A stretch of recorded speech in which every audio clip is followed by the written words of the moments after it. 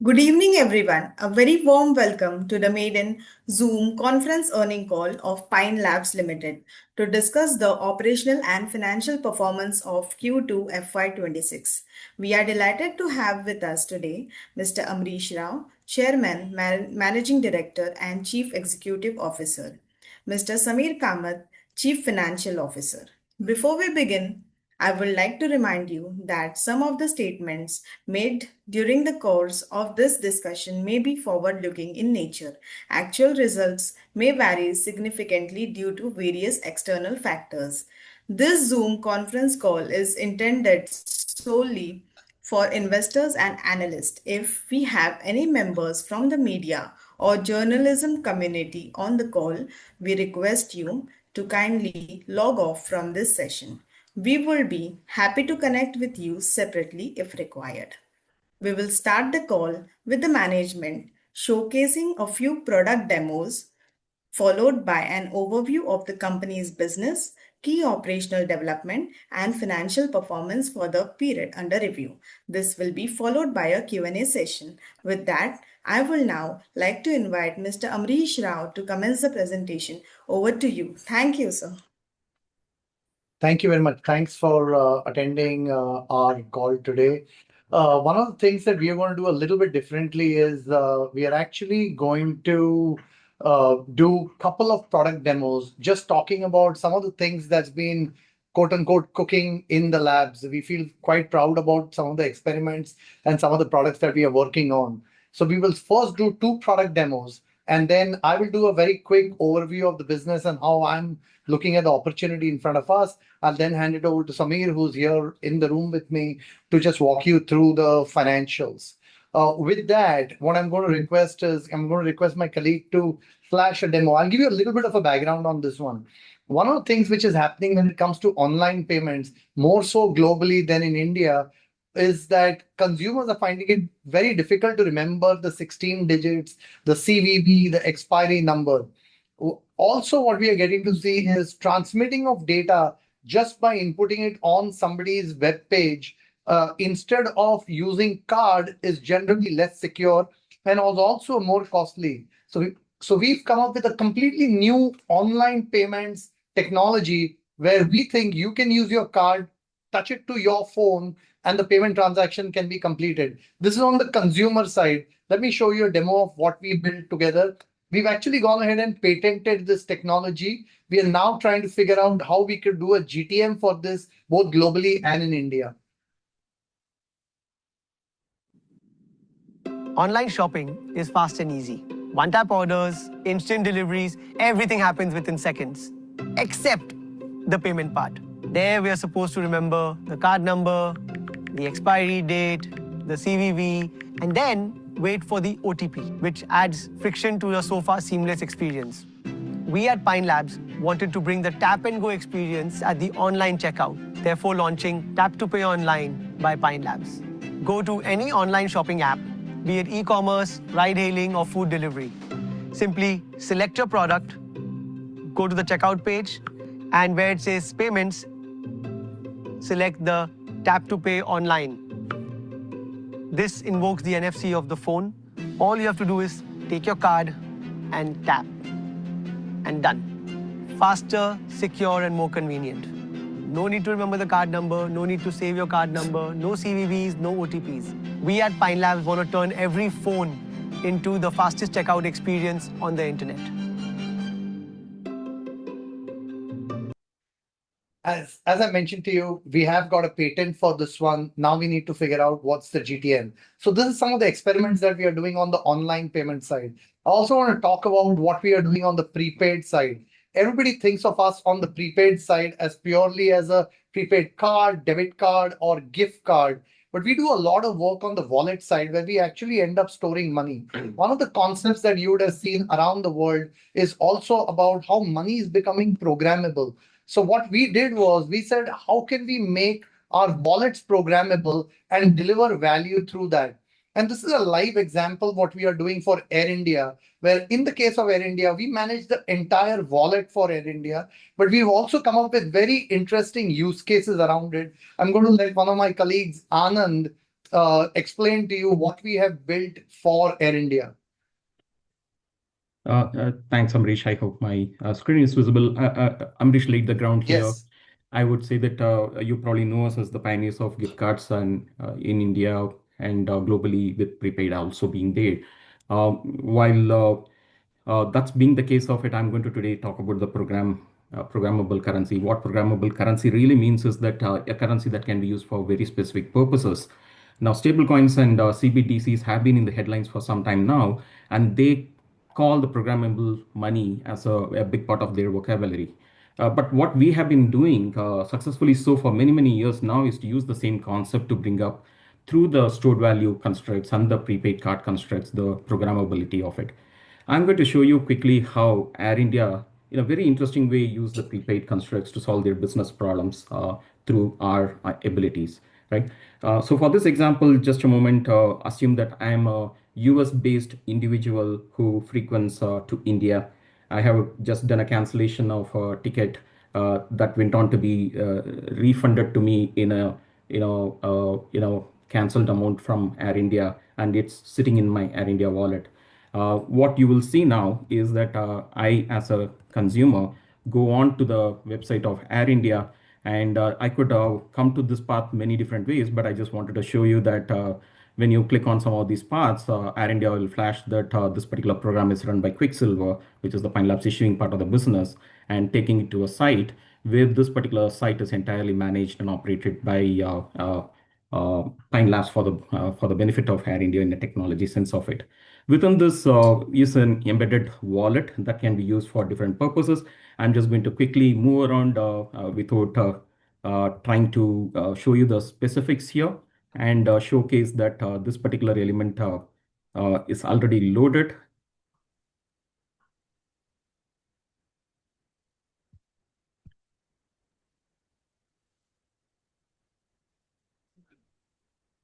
I'm sorry, just hold on for a moment as I move the browser out. Yeah, let's say that I have already logged in and I have a logged in session in terms of what I can achieve.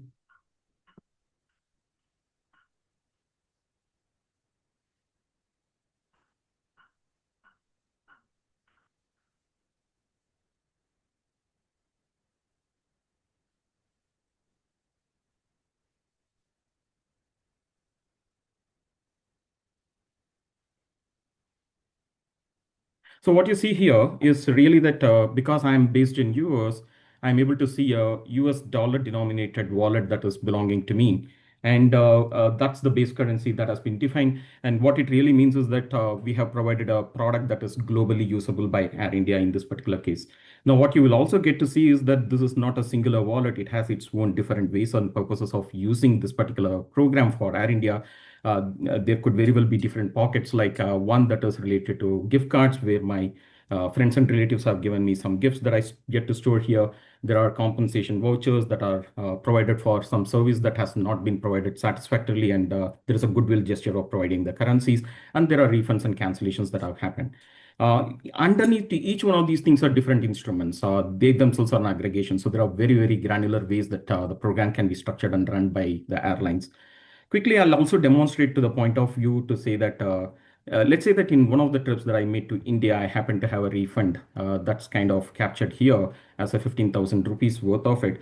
But remember that I'm a US based traveler, so I need to understand as to what exactly happened when this particular value comes into my base currency, which is the US dollars.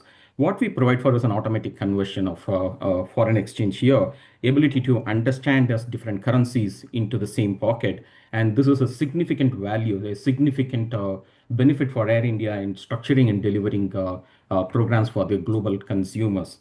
Let me now quickly move on to the aspect of the interesting note of programmable currency that we spoke about. I'm getting into a refund scenario where some of these instruments have been issued to me. And here is the more interesting part of how the voucher program runs for airlines. What you could see is that this is This is a voucher issued, but very, very specifically meant for certain use cases, specific purposes. So this particular voucher has been constructed in a way that it can be used for only certain routes within which this can be applied. It is not possible to use in certain particular dates, which are called the black code dates, maybe for managing the peak seasons.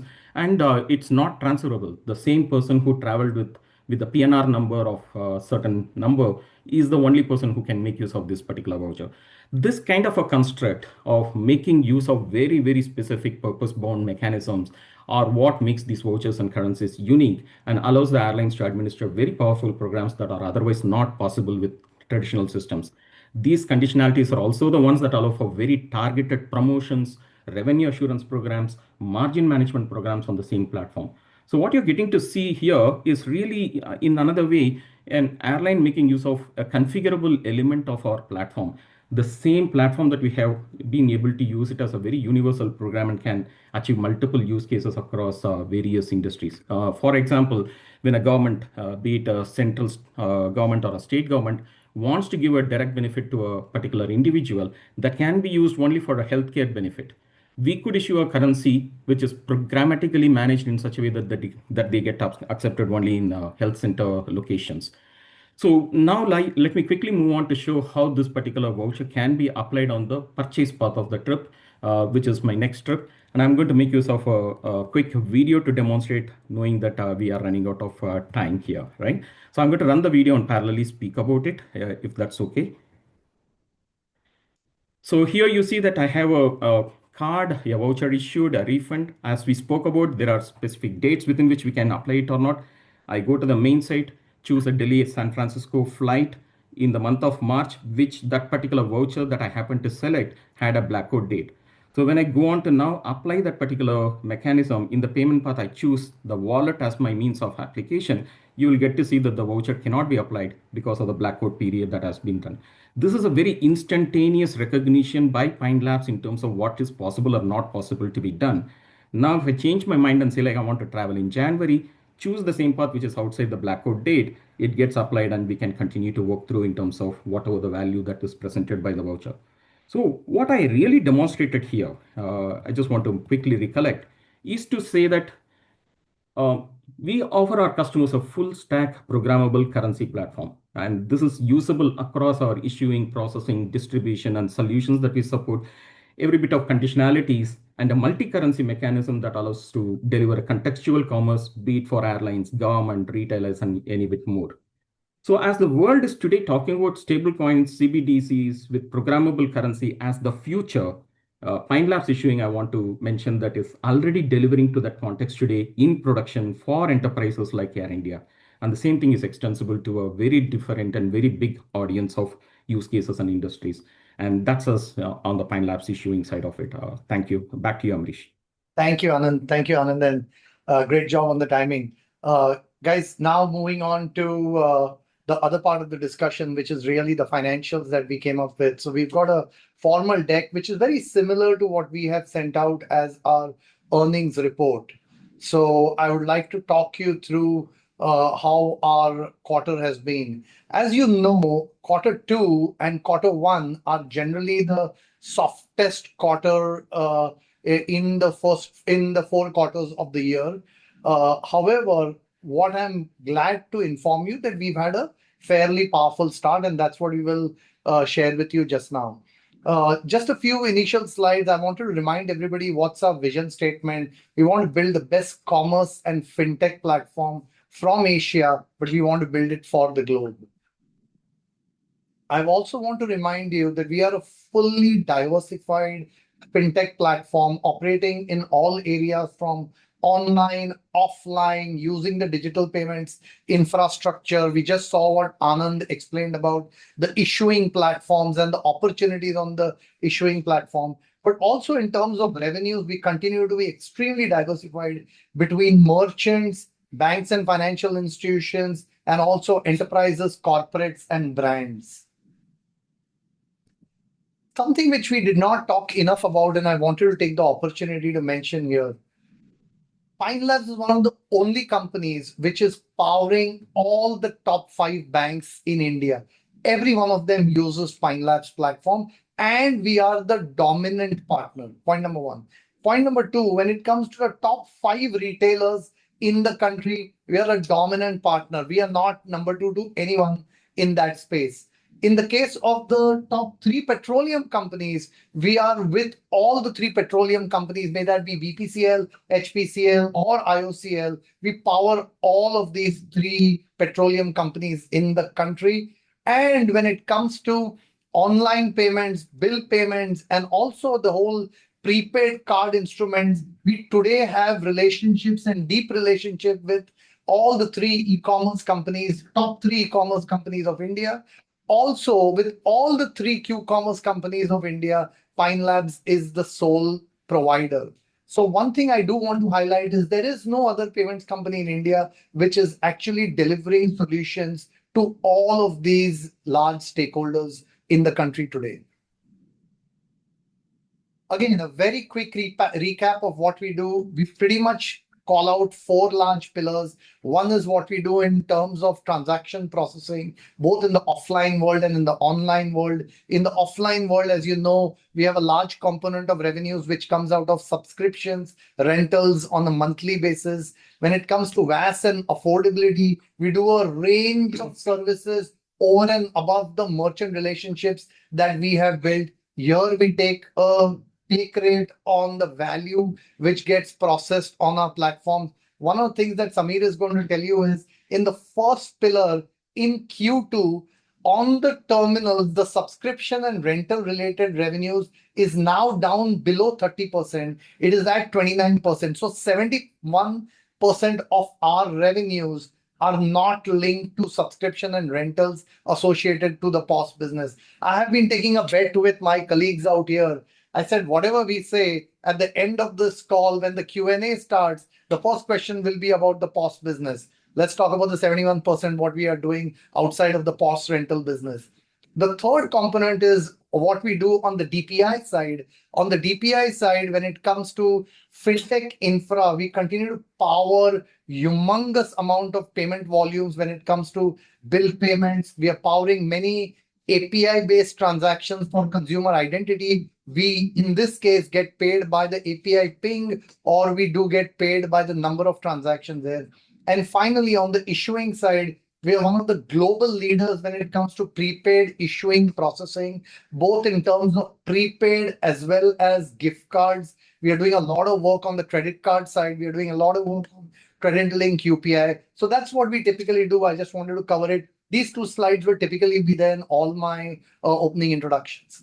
Going into this quarter and what we are doing as in terms of the results for Q2, we actually came in with record-breaking numbers on all fronts. By the way, I have to tell you this, if I'm not mistaken, over the last 6 quarters, we have generally come in with record-breaking numbers when it comes to revenues, when it comes to contribution margin. Our revenues grew by about 18%, and we hit a number of about 650 crores. I want to again remind this because I have seen some analyst reports where I think there is some sort of a disconnect. We continue to record our revenues on a net basis. What I mean by that is we do not include, we take out the payment processing cost and we only record the net numbers. And hence what we call as net revenues, or globally this generally gets called as adjusted revenues. And that's where we came in at about 650 crores because we've taken out anything related to pass-through revenues there. Second, interestingly, contribution margin grew at 21%. So how does this happen where the revenues are growing by 18% while contribution margin is growing by 21%? The reality on this is over the last 2 years, we've been working very hard that the subscription revenues that we earn largely remains on the software side, and we encourage banks and financial institutions and merchants to buy hardware on their own. Because of that, what happens is there is a lag effect out there. So while revenues have grown 18%, contribution margin has actually grown by 21%. Now that has multiple benefits, which Samir will talk to you about. The adjusted EBITDA actually came in at 60% plus improvement on a year-on-year basis. We came in at about 122 crores of adjusted EBITDA. And what we've now been able to do is we've now been able to deliver back-to-back PAT of about 6 crores in our business. Now, this is coming on backs of some solid performance. So on the platform side, we came very close to about $50 billion of GTV processed on our platform. One thing which is real is if Pine Labs is present with any merchant, any bank and financial institution, or any enterprise, we are choice number one. There is nobody who's beating us today. We are winning when it comes to the marketplace. Even when it comes to a number of transactions, that was at about 1.9 billion. The total touch points reached about 1.9 million, and we've crossed the number of about 1 million merchants and corporates which are working with us. Net, very, very powerful execution in seasonally weak quarter.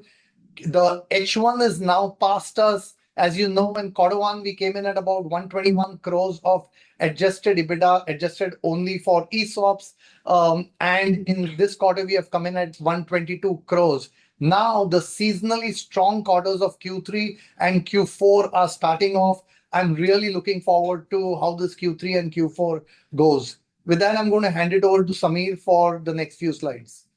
Thank you, Amrish, and thank you everyone for joining in. I'll take forward from what Amrish was saying. The four pillars that we have continue to deliver stellar growth of almost 18% for this quarter. As Amrish said, we're reiterating again, we report our revenues net, which means that all network charges and other processing fees, etc., are netted off from revenues. And that's translating into a very high contribution margin of close to about 77%. Coming to contribution, if you see that this quarter we have delivered a 21% year-on-year growth on the contribution side. And some of that is largely driven by our conscious strategy to build on certain high quality, high value tech-based revenues and slightly lower the take on the hardware sales that is a component of our top line. Overall, as Amrish said earlier, there is a seasonality element to our revenues. However, this quarter, despite being a non-seasonal quarter, we have reported a 9% growth over the peak of last year's full quarter, and also a 64% growth on a 2-year basis. Coming to some specifics, some of our new business initiatives like the issuing and the VAT side have delivered a 30% plus growth margin. And our international business, which is seeing a lot of traction, where we earn in dollars for almost every transaction that we do across Southeast Asia, Australia, UAE, and the US, continued its growth momentum, registering a year-on-year growth of close to about 30%. Again, reiterating, our POS-based revenues, which is driven by subscription, is about 29%, and 71% comes from SaaS and tech-based services. Coming to adjusted EBITDA. Our adjusted EBITDA grew at about 3.4x the growth rate of revenues, that is about 64% year-on-year, registering a margin expansion of 500 bips from about 14% a year back to 19% this quarter. In fact, even on an H1 basis, on a total basis, our adjusted EBITDA is about 50%. This expansion is led by a conscious strategy to improve our value-added tech-based businesses and drive productivity gains at scale. We do believe that these margins are sustainable and can expand as businesses build scale. Similar flow-through has happened at the PAT level as well, where we have delivered 2 quarters of consecutive positive PAT. The operating leverage has clearly visible, and this quarter we have reported a PAT of 6 crores, which against a loss of 32 crores reported a year back. Coming to some of the levers which have been driving operating leverage. Over the years, we have been able to demonstrate revenue growth without a significant increase in headcount or employee cost. This has been achieved through a conscious effort to drive productivity through use of AI and operational efficiencies. This is also now reflecting in our ratios, as employee cost as a percentage to top line has significantly come down to 37% for this quarter versus almost 50% 2 years back. Our overall headcount also has marginally increased by only 6%, which is at about 4,500 crores. Our tech, engineering, and product team is roughly about 1,000 people strong, and we do not expect any significant headcount increase as we scale our businesses across all the 4 pillars. Our operational team remains at the same headcount level, which is a validation of the operational efficiency that we're able to bring in. ESOPs is an important component of compensation for our employees.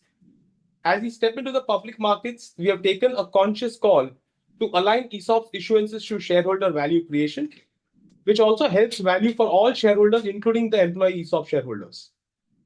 The new ESOPs are now done at FMV versus deep discount that was done earlier, and that has translated into a lower P&L impact. The overall effects of this change is reflected in our P&L, where ESOPs cost as a percentage of revenue has come down to about 4% from 7% a year back. Depreciation, I think we continue to win exciting mandates on the asset-light businesses. Few examples to just reiterate this point. Emirates NBD, one of the largest banks in Dubai, has taken us as a tech platform provider for the acquiring merchant business across the entire Dubai, where we have zero capex deployment, but entirely a tech stack-led business growth. Similar arrangements are seen, for example, in GCash in Philippines and CIMB in Malaysia. One of the largest banks in India is working with us now on fully us providing a tech stack versus a POS plus a tech kind of initiative, which is making our business more and more asset light.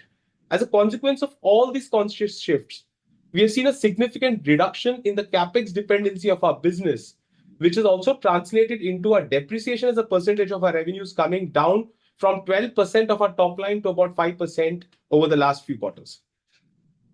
Going to the next slide. I think this is an interesting slide where we thought, how should one look at our business from an operating leverage perspective? With scale and build out of the tech-led high margin businesses across India and international markets, we are definitely going to see operating leverage play out. We have built this small matrix to give you a better understanding.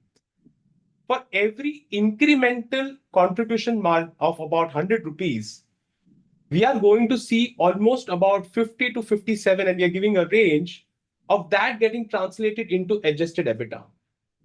That is because on incremental contribution, our incremental employee cost will only be about 30 to 35 to 38%, including employee cost, the tech cost, etc. And obviously the other infrastructure cost will be another about 9 to 12 bucks. And therefore, a very high number of 50 to 57 rupees for every incremental 100 rupees of contribution margin earned will flow through the adjusted EBITDA. Moving on to how it will translate to PBT. As I said earlier, the conscious strategy around the depreciation, capex, and ESOPs is also going to translate into a better flow through to PBT. A similar 4 to 6 translation will happen from adjusted EBITDA to PBT, and there'll be marginal savings across other expenses which are there, which means from the incremental contribution margin of 100 rupees, we can expect in a range of 45 to 45 rupees translating as a flow through to PBT. So as business builds operating leverage and scale, you'll see our profit and our EBITDA margins improve significantly from here on. Coming to some specific business related KPIs and how we look at how these are shaping up as we build into the quarters. Coming to the in-store business, Pine Labs is a market leader in the enterprise and the mid-market merchant segment who have very unique and complex need and require solutioning approach to build long-term sticky relationships. To give some examples, almost every hotel chain in India today trusts Pine Lab for its checkout experience, as we have built deep integrations into their portfolio management ERPs, which help them provide seamless checkout experience for their guests. Large retailers trust us because we have helped them build and manage multiple banking relationships into a single POS with full flexibility while integrating multiple backend ERPs to provide them periodic reconciliations and MIS. This demonstrated mode has helped us expand our DCP footprint now to 1 million plus merchants, as Amrish was saying, it's a milestone, deployed across 1.9 DCPs, which is a growth of 19% on a year-on-year basis. Having said that, an interesting fact is that the potential is still highly untapped. Only 1 out of the 4 DCPs today actually are active on value-added services and affordability, which means there's a huge potential within our existing network to kind of scale up these businesses on these, because the same DCPs are the DCPs on which these rails run. Having said that, the overall in-store business is about 29% of our top line. The value-added services business continued to grow at a massive clip. We have grown our volumes at about 37% on a year-on-year basis. This quarterly momentum is driven by a unique position to bring together 400 brands and almost about 40 credit institutions to our affordability platform. While we continue to see strong growth across consumer durables and the mobile segment, we are also seeing meaningful growth across new categories like automobiles, furniture, fashion, healthcare, and wellness. We continue to keep innovating in this space, and in this quarter, we have launched new products like offers on UPI and EMI World Pro. Having said this, we are also significantly scaling up our online platform gateway. Our online payment aggregator business has seen a 75% year-on-year growth with partnership with some of the largest e-commerce platforms now use the Pine Labs plural gateway. This includes the likes of Myntra, Meesho, Big Basket, Swiggy, Lenskart, to name a few. The fintech infrastructure business operates some of the best-in-class tech platforms across bill payments, UPI, and the account aggregator framework. We partner with some of the largest bill processing institutions across both ends of the spectrum, that is the biller operating unit and the consumer operating unit, making us probably the top two players in the segment. We also power digital KYC and customer validation for some of the largest financial services firm through the account aggregator framework. And our platform is operating at scale with this quarter about 275 million transactions processed in Q2 itself, which is an 80% growth year-on-year. Lastly, coming to our issuing and acquiring platform, we've seen some of the use cases that Anand presented earlier on in this presentation. It is one of the fastest growing segments within the payments industry at about 26%, and Pine Labs is a market leader in this segment. Our overall volumes in this segment grew at about 25% to about 16,000 crores with an improving take rate. What differentiates Pine Lab in this segment is our ability to do deep integrations on workflows across multiple use cases of wallets, refunds, transit, and also partner brands and we are partnering with brands to also expand their distribution footprint. The India business within issuing grew at about 31%, powered by strong partnerships with top e-commerce companies and quick commerce companies in India. Our international business in this space also grew by about 35% year-on-year. We have built meaningful presence with key clients wins across Australia, say Woolworths in Australia, the Al Futtaim Group in the UAE, CapitaLand in Southeast Asia are some of the large wins that we've had, which are kind of fueling this growth. We've been able to establish strong use cases, and you've seen today Anand presented. Now, 18 airlines globally use Pine Lab as their trusted partner for their wallet business. We have a proven track record of winning and successfully implementing programs across international markets, and we remain extremely optimistic on the size and scale of this opportunity. With this, I kind of come to an end to our formal part of the presentation. We open up the floor now to the moderator to invite questions, and we're happy to take them. Thank you, sir. We will now open the floor for question and answer session. Participants are requested to use the raise hand option, and we will take your question one by one. We will wait for a few minutes to the question queue to assemble.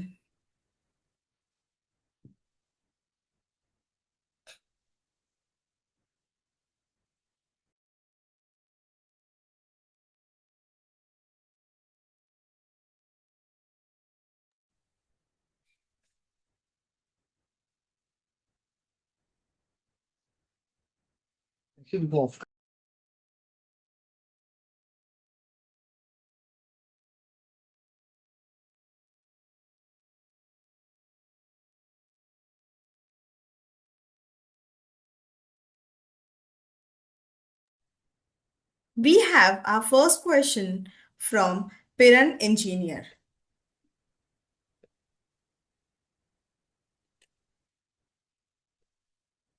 Go, Piran. Hi, Piran. Go ahead, please.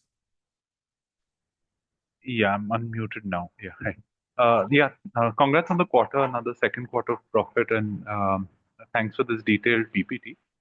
Just firstly, I wanted to understand in the 63,000 crore GTV in the VAS and affordability platform business, how much of that would be lending, and what else is there apart from lending in that? So First of all, it's not lending. What we are doing out there is basically powering for affordability solutions where we don't take any balance sheet risk. We actually power for other banks and financial institutions on our platforms. In terms of GTV, I would say uh, somewhere around one third of the volumes would be coming out of affordability. Two-third of that will come out of rest of the services. In rest of the services, we have everything from classic aggregator related revenues. We have revenues which is related to UPI and any fees which we get on UPI transactions. We also have things like other fintech partnerships we might have in the market with some of the Q-commerce companies or some of the consumer fintech apps out there or Sodexo, and that would be all about two-third of the platform. Got it. Okay, thanks, Amrish. And this one third, which is the affordability bit of it, that would be majority of the revenue from the 63,000 crores. I'm sure it won't be No, one third, two third revenue split also, right? no, it is actually, I would think that it is reverse, which is it would be somewhere between 50% to two-third of the revenues. That sort of a range it will be in. Uh, of the revenue from the VAS and affordability platform part of it, right? Not the That's correct. That's correct. That is correct. Got it. Got it. Okay, fair enough. Secondly, your plural business GTV, Samir mentioned it grew 75%. Where exactly is that? Under which section is it put in?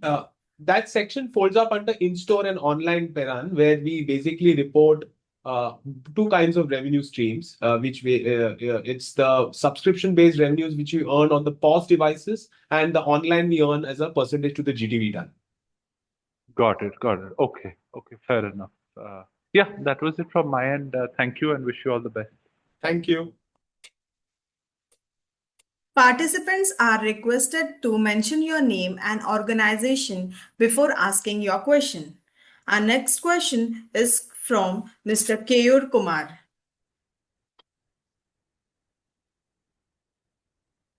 Go ahead, Kev.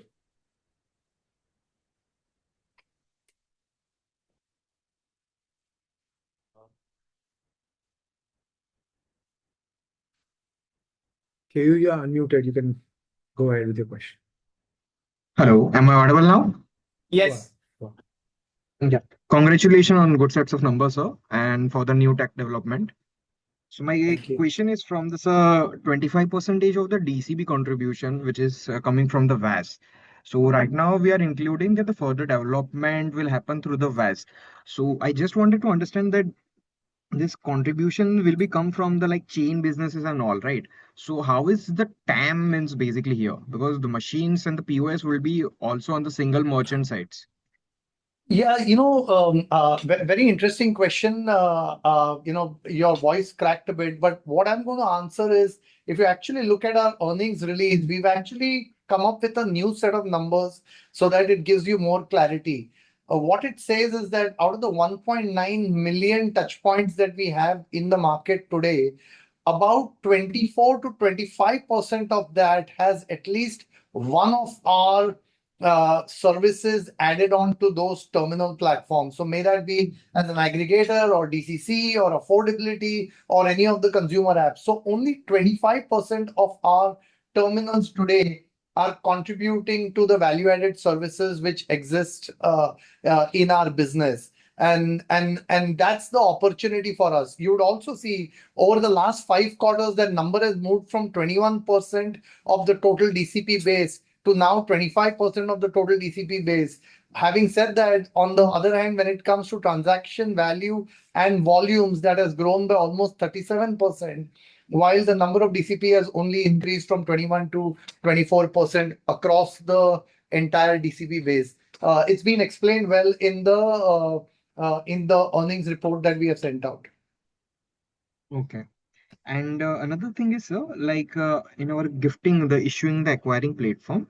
So it should be like it comes with the new logos and means onboarding and all the thing, right? So if you can provide any quantitative number, like how is the per logo ticket size varying or means the coming from the revenue? We haven't shared that information right now, and we're not in a position to share that. Just in terms of an understanding on that one is, you could very well have a logo which could be a chain of 10 restaurants, but at the same time, you could also have a logo as big as something like a Misho, which is actually a client of ours. But you could have just two extremes of it, and the revenue expectation out of them could completely differ. And hence, we've not actually explained what is the per logo revenue for our issuing business. Okay, got it, sir. But can you share the like how many logos we have right now? I mean, you have a number to that one? I think we have multiple logos there. We must be having. I think it's about 650 is what I would say as the highlight.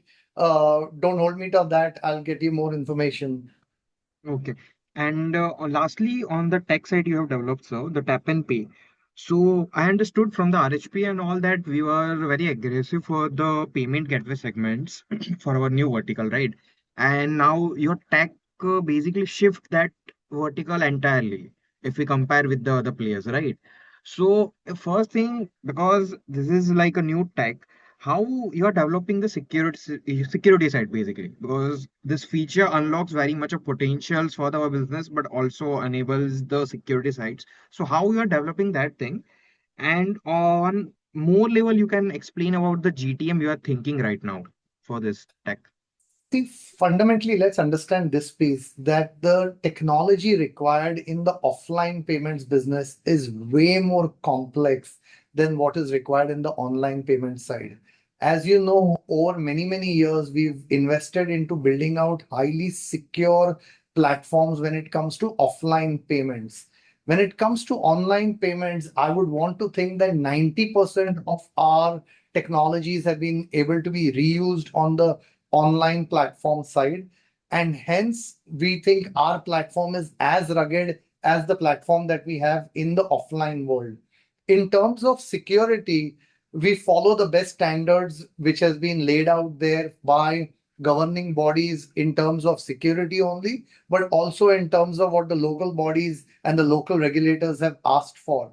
As far as GTM is concerned, as Samir mentioned to you before, we have some great new logos already in place when it comes to online payments. We just announced some days back, Lenskart has already gone live with us on our platforms. Mintra is live with us. Cred is live.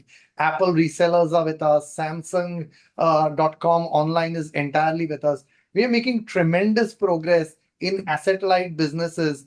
May that be on the bill payment side or may that be on the online payment side. Okay, sir.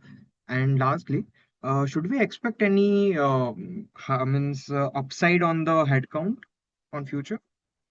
See, one of the things which we actually wanted to talk, and I guess both Samir and I forgot to mention out there, is that in our company, we have totally about 1,000 engineers, technologists, and product managers in the company.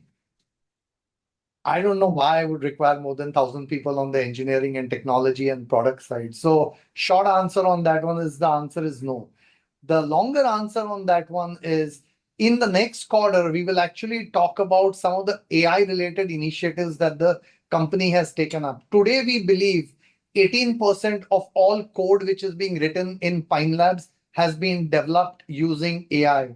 We are bringing a lot of AI on our customer services side. We're bringing a lot of AI in terms of rewriting our legacy code on some of the platforms that we have out there. So the short answer is I don't think we are going to be requiring more headcount in our business. And that's the reason we wanted to very clearly show to you that for every rupee increase in the contribution margin, how will that flow through on the EBITDA and on the PAT side? Thank you, sir, and all the best for the future. Thank you. Thank you. Our next question is from Mr. Arjun.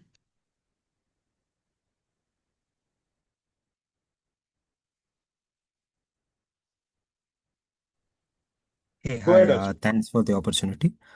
Um, with respect to the value-added services part, out of 650 crores, 29% is POS. So within the digital infra space, Out of 440 crores, the remaining around 251 crore would be the affordability and VAS revenue? It will be affordability VAS and also the fintech infrastructure, Arjun. I think we Okay. combine three items in it, as you rightly said. Okay. In fact, four items. There will be the POS business, there will be the online business, there will be the Okay. affordability and VAS business, and the fintech infrastructure business. So the POS machine, which is one of the four components within the digital infrastructure, is about 29% of our top line.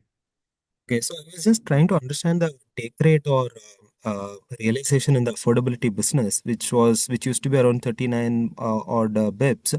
Now, out of this 440 crores and 63,000 crore of GTV, how the realization over here has been in the first half, and how has it panned out in the festive season, October, November, etc. And means how much is the kind of traction after the GST cut, etc. in October, November? How do you see this affordability and VAS business playing out on realization and the GTV? If you could give some color, it will be helpful. Yeah.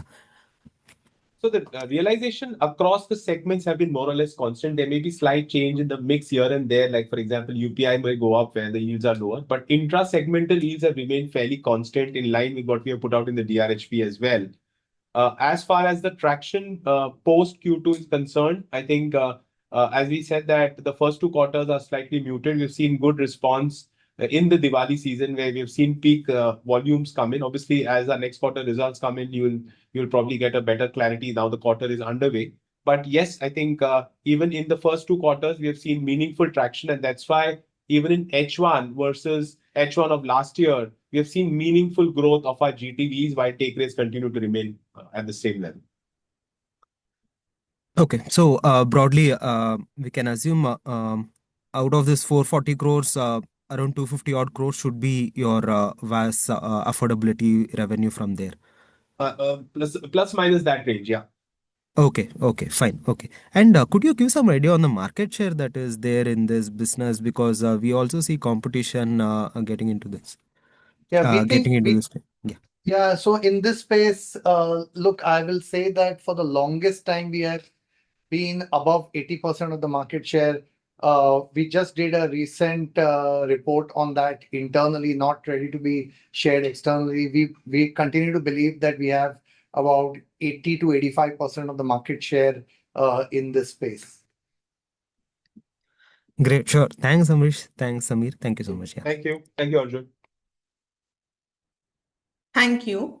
Participants are requested to mention your name and organization before asking your questions. Our next question is from Mr. Mitul Shah.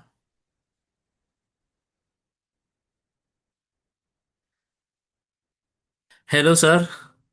Hi, Mitul. Go on. Congratulations. First of all, I'm from Ahmedabad. We have talked during our road show that I'll be there, and thank you for the wonderful, wonderful result. I'm so happy to see you on this call, and you told me that you will provide the best of the disclosure, and you did it. So you are the only company who have done the con call like this. So I'm really happy that I'm an investor as well as my fund is invested in yours. And second, I want to understand. My question is, QR based payment system in China and everywhere I go, the QR based payment system is taking over than the POS. Everywhere I'm going, I'm seeing that the trend. So how we so POS is our fairly large contribution. So when we are shifting or how we are coping up with that is my basic question. Mitul, I'll give you a very interesting fact, which again I don't need to be disclosing out here, but I'll just share with you. Very interestingly, today on our terminal estate, almost 66% of all transactions on our terminal estate are actually QR-based transactions. Oh, So okay. what we are getting to see is large merchants still are looking for having a screen at the checkout, both to publish the QR or to accept cards. So in a very interesting manner, over the last 2 years, while you have seen the growth in our DCP on the business, our transaction mix has already changed where 66% or two-thirds of my transactions are today coming on the QR side. The other thing is how UPI and what UPI is going to do to our business. I've actually answered that in the earnings report. Mitul, I do remember having met up with you. I want to make another comment out here.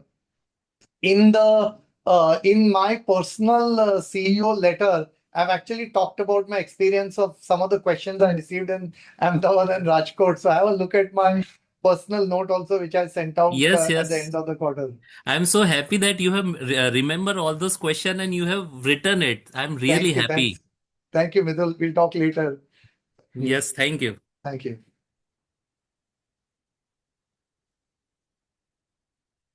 Thank you. Our next question is from Mr. Pranav.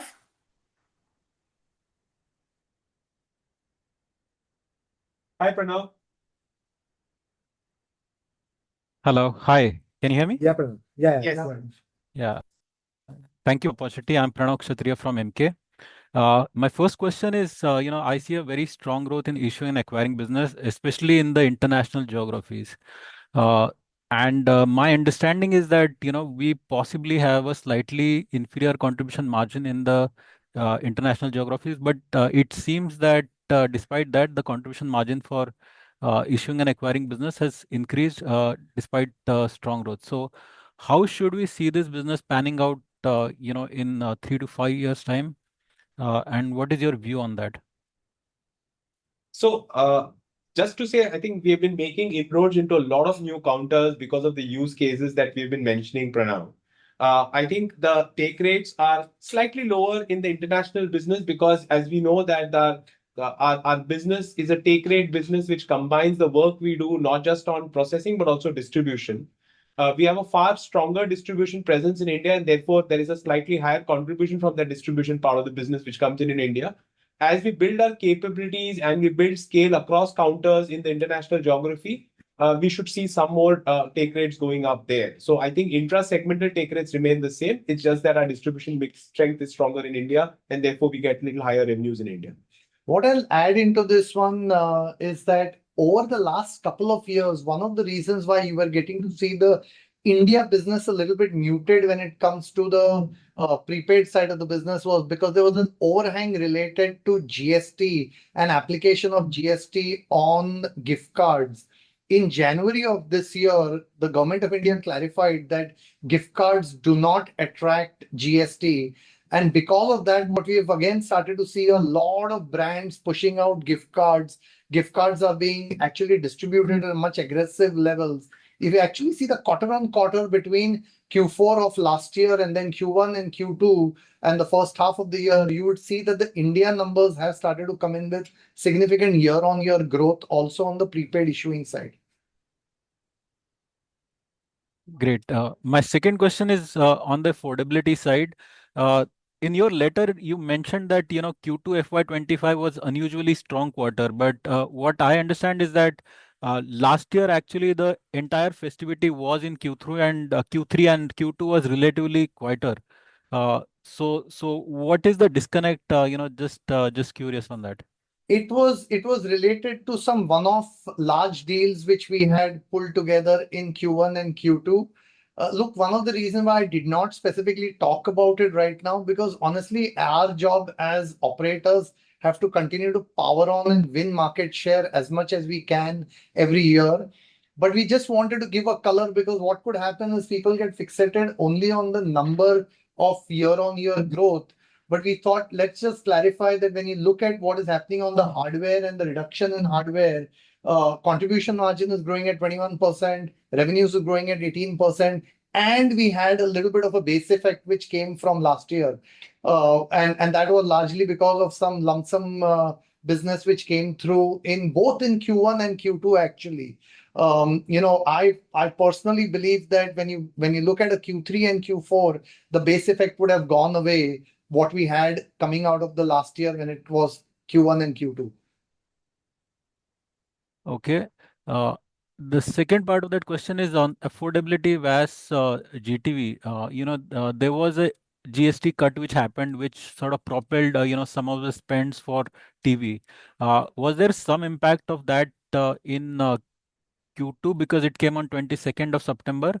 And should we see further acceleration in Q3 because of that? So there was a marginal impact, but it was both positive and negative. So what happened is, as soon as our Honorable Prime Minister Modi ji actually announced that the GST rates are going to get changed, we had almost a 15 days of complete slowdown when it came to any purchases in the markets, and we had basically transaction volumes completely drop off. I think it was around 22nd of September when the new GST rates kicked in. So we had about an 8 days which came in. More or less, I would have said it would have netted off the spectacular rise that we had in the netted off the drop that we had in the early part of September. As far as the Diwali season is going into Q3, I wouldn't want to forecast anything on Q3 on this call, please. Okay, sure. Last question is on the devices business. If I back calculate according to your disclosures, the ARPU implied is around 336 rupees for Q2, which is significantly lower than 380 odd rupees, which was there for FY25. I mean, you did mention in the letter that you are deliberately moving away from the hardware-based deal to a software-based deal. So how should we sort of see this panning out in coming years? While I let the CFO answer this one, I just want to give one headlines on that one is, and that is the reason why even though we have 29% of our revenues, we have the take rate actually dropping, our contribution margin has gone up because what we are getting to see is much more of software-led sales happening when it comes to subscription revenues. And while our take rate has gone down, our contribution margin has gone up. Something you want to... Yeah, I think Amrish, you covered it. So as I said, Pranav, fair observation, and that's the conscious call we are taking, where we are, we are taking care. We're basically headline revenues may look slightly muted because hardware is a bit lumpy, but it's a low margin business, and that lower take rate there has been compensated by the fact that our contribution margin has actually grown by 21% when revenues are about 18%, and that's a conscious part of our strategy. Fair enough. Thank you so much for the opportunity and all the best for the future. Thank you, Pranav. Thank you. Our next question is from Mr. Srinivasu.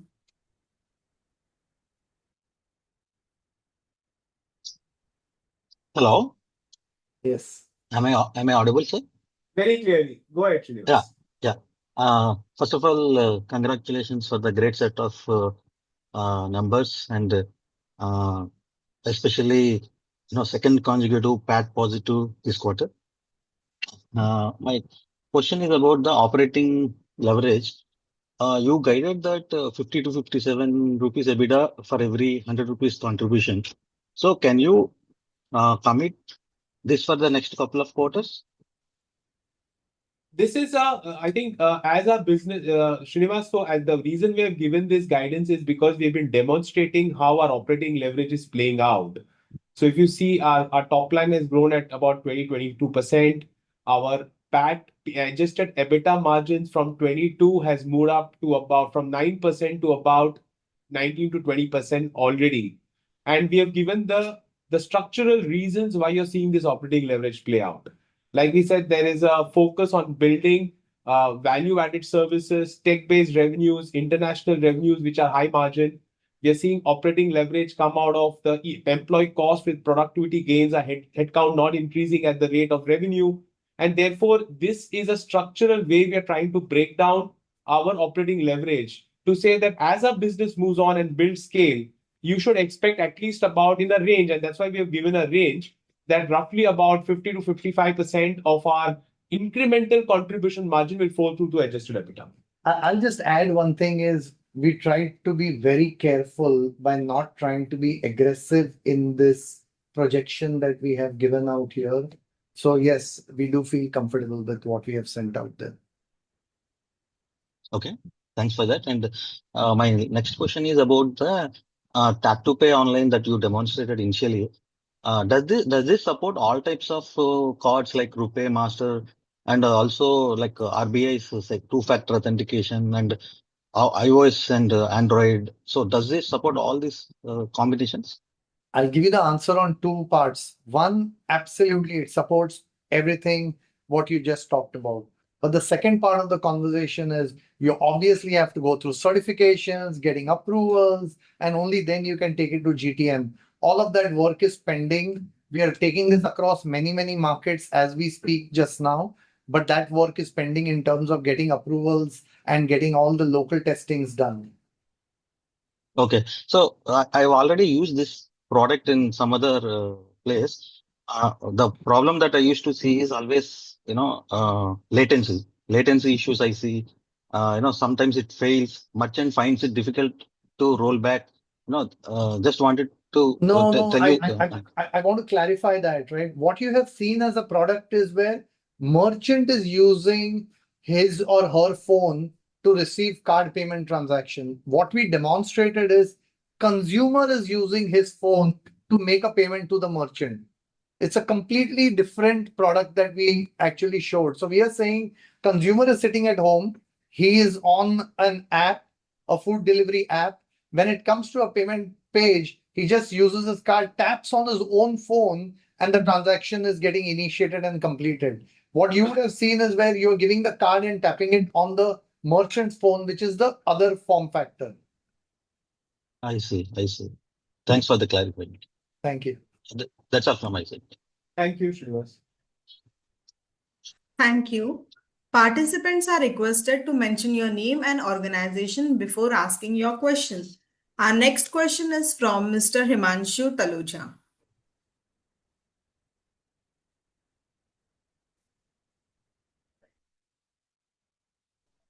Hi, sir. Congratulations on a great set of the numbers and also very good disclosures in the presentation. Just a one question at my end. Um, uh, Given you have a narrative to deliver a 20 to 25% growth over the near to medium term, and probably clearly VAS issuing and acquiring businesses and the affordability solutions are delivering you a growth of 30% range. It's just the POS business which is expected to grow at 15 to 18%. How will you build that narrative, or what expectations do you have around the POS business, device business? If you can just help us. Yeah, so I think, look, the way we look at our POS businesses, our POS touch point actually helps us monetize and build on the various rails of the value added and affordability business. So if you see the headline POS numbers, they have also grown at about 19%, where we are at about 1.9 across about 1 million merchants. So I think we have not seen a slowdown of growth there, but clearly the opportunity for us on the POS devices is to see how that 25% number keeps increasing, because that drives the monetization of the value-added services that we have. I just want to, Himanshu, just mention out here is when it comes to just sequential quarter on quarter, we have actually moved from 1.7 million deployments to about 1.9. That's 19% growth. So it's about 1.9 is what we have been able to grow on that business. But as I told you, materially, what is going to make a difference for us from an earnings standpoint, material difference is actually going to come out of what's going to happen out of the 75% of the rest of the revenues that we are getting in the company. Yeah, sure. Yeah, thank you. Thanks a lot. Thanks, Himanshu. Thank you. Please note, we will be taking only 3 questions. Our next question is from Mr. Prakhar Sharma.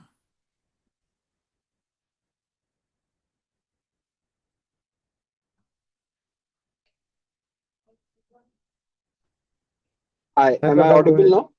Yes. Yeah. Thank you and congratulations. It's been a great journey and the best of luck. What I wanted to just ask you is if you could explain the seasonality on a 1Q to 2Q. I know it's not the best half for you.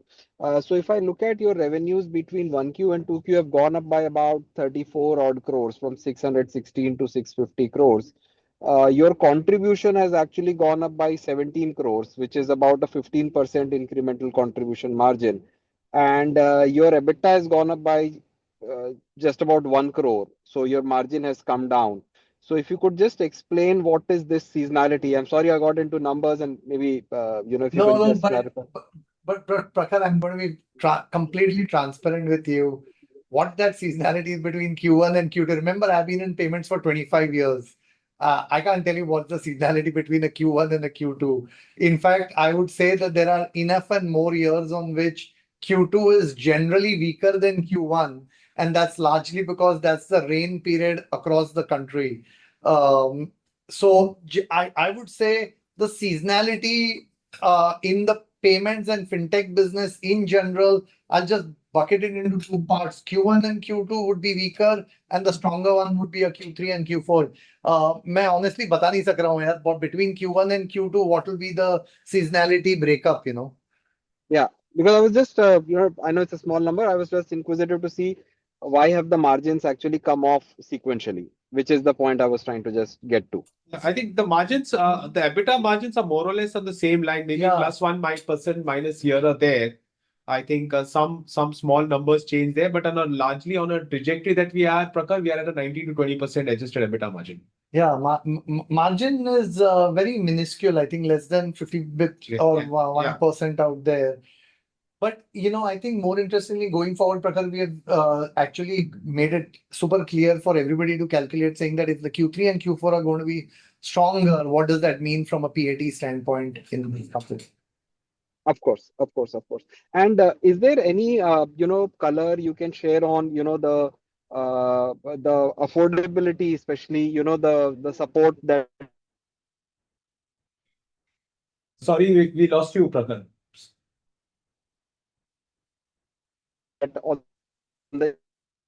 Prakhar, we couldn't hear you. We just heard affordability.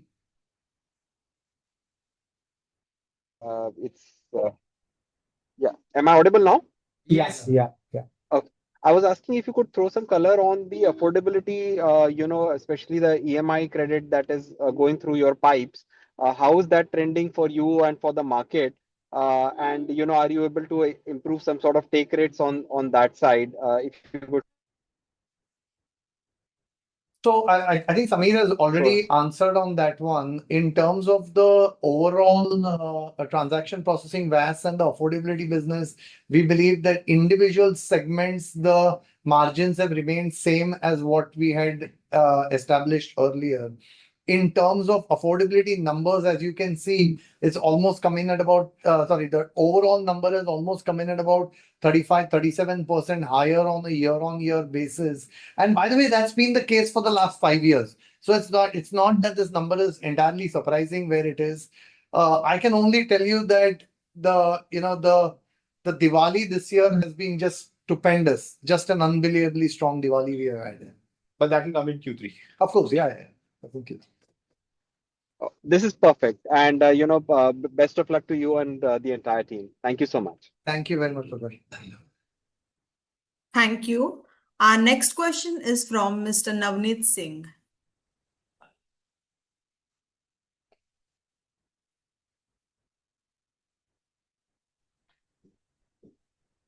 Thank you for the opportunity. My voice is audible. Yes, Navneet, go ahead, please. So I have a couple of questions. One question pertaining to IPO. So as per the last private funding round, Pinelabs was valued approx 5 billion USD around 3 years ago. IPO is happened at around 3 billion USD. So what has happened that led to fall in its valuation? Sir हो गया ये question मैंने भी 5 बार जवाब दे दिया अभी जो है मेरा भाव ऑन द टर्मिनल वही भाव है अभी कुछ नहीं कर सकता हूं मैं All right, no issue. Another question. So there are a lot of listed players and some of the competitors of Pinelabs are about to go in IPO. So what edge does Pinelabs have compared to these competitors? These competitors are aggressive and they may trigger certain price war and margin may hit. So what is your strategy around these? Navneet, it's not good to speculate about what competition is going to do. I think one of the things I tried to show out there is we continue to win on all sectors. We are continuing to grow our platforms very well. I don't think so. I'm too much worried about my protecting my business or growing my business. So feel very comfortable. Thank you. All right. Okay, some of the colors on the revenue growth for Pine Labs and its subsidiary for next financial year. We can't make forward-looking projections on this. I think this call is restricted more to how this quarter has performed only. So that data is there in the data we've shared, of course. All right, got it. One trivial question related to the product that demonstrated at the beginning of this call, that tap and pay feature. So is this feature require a separate app to be installed on the consumer device? No, it does not. No, it does not. It's an SDK which will go into the app of the consumer internet company. Understood. Understood. Thank you. Thank you. That is all from my end, and all the best for next quarter. Thank you. Navneet. We'll just take one last question. Kush Shah, Mr. Kush Shah. Go ahead, and then we'll wrap it up. Yeah, hi Sam. I am audible. Yes, you are. Yes, so my congratulations for the good set of numbers. My first question would be, what would be the monthly fee for the POS device you charge? So as we have said earlier on the call by one of the conversations, it's in the range of about, it's a blended range of about 350 to about 380 rupees, and that range kind of splits depending on whether how much of hardware or component is there in it. Okay, perfect. And the second question would be, what would be the software as a side? How we are different from the competitor? Because the adoption, the product development, हर कोई ये software एक time पर बना पाएगा वैसा तो how we are the different from the competitor side? So, well, the answer on that one is it's exactly as different as the Apple software is compared to the Android software. अभी समझ गया ना आपको मैं क्या बोल रहा हूँ? हाँ नहीं समझ तो गया मैं but नहीं honestly answer वही है. What we do is premium in what we do. We are very proud of the technology that we built over the years. The kind of ease of use, the reporting, settlement, security, ease of configurations, existing pipes and integrations that we have. It's a fairly complex and well-developed platform. It's a full ecosystem which we have built out there. So TAM wise, how would be the TAM wise compared to the quick commerce or the travel platform? So we can gauge the market around this. As we've said on the call, each of the segments, top players are already our partners, Navneet. So basically, if you see the top three quick commerce companies work with us across some of our businesses, the top retailers work with us, the top banks work with us, top petroleum companies. So I think we are playing across an entire ecosystem of the payment space across merchants, brands, and enterprises. And I think our product stack, our DNA as a tech first of fintech helps us kind of build deep integrations, create value-added services, and be relevant to them in their journey of growth. I think that is our economic, that's our moat which we've been able to live up to, and we've seen our business grow within that cohort. Okay, perfect. And the ESOP side, I want to ask a question: कि how much would be the expense that would be go further, the higher side पे? कितना और बढ़ सकता है ESOP? I think we have guided on our presentation on where we stand today. I think more or less we should be in the range of about 4 to 6% of top line and trending slightly downward as we go into the amortization of the existing ESOPs. Okay, so basically the consolidate ही होता रहेगा 4 से 6% के बीच में. Yeah, it will keep going down. Obviously, we have made some new issuances. That's why there is some upfronted it in Q1. But as a direction, you should see the ESOPs cost going down. Okay. And my last question would be the gifting side at Quicksilver. What would be the TAM of a gifting in India, मतलब, so that we can gauge market size? Business So as I a think, business. so I think we had our partner, a technical partner, RedSeers, which has given a very detailed assessment of TAM of each of the segments, not just in India, but across the globe. I think in the especially the markets where you operate now, Navneet. So if you Kush, if you can look at those, then we'll be able to get a deeper sense on that. I think all of that is covered in our DRHP which we put out just a few months back. RHP which we put out a few months back. Okay, perfect. So perfect. Thank you so much. Thank you. Thank you very much. That's all I said. Thank you. Thank you. Thank you. That was the last question for today. With that, we conclude the Q&A session. I will now request Mr. Amrish to share his closing remarks before we end the call. Thank you very much for doing this. Please take a minute to read the note which I had put out there. We are back to work. Thank you to all of you for having welcomed us on the public markets. This was our first earning calls. You guys have been fairly kind with us in these questions also. We will learn, we will improve, and we'll keep giving you more disclosures. Thank you very much. So if you have any further questions or information, feel free to reach out to us at the investor relations email that we put out at the end of the presentation. Thank you and have a good evening. Thank you. You may now disconnect your lines. Thank you everyone for joining us today. Have a great evening.